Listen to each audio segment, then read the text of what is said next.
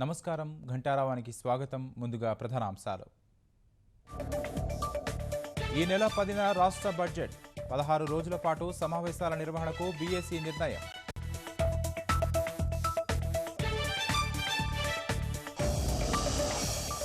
సాగునీటి పథకాలకు అత్యధిక ప్రాధాన్యం. 2018 నాటికి 7 ప్రాజెక్టుల పూర్తి. ఉభయ సభలను ఉద్దేశించి గవర్నర్ ప్రసంగం. విదేశాలతో అత్యధిక ఒప్పందాలు చేసుకున్న రాష్ట్రంగా ఆంధ్రప్రదేశ్. ఉద్యోగ ఉపాధి అవకాశాలు మెరుగుపడనున్నాయన్న గవర్నర్.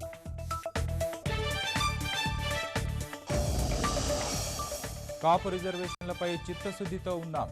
రజకులను ఎస్సీల్లో, వాల్మీకులను ఎస్టీల్లో చేర్చేందుకు కృషి.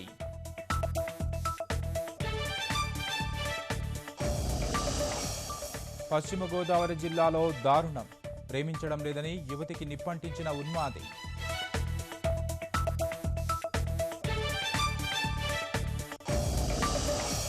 రావెల సుశీల్పై నిర్భయ కేసు నమోదు. సీసీటీవీ దృశ్యాలు విడుదల చేసిన పోలీసులు.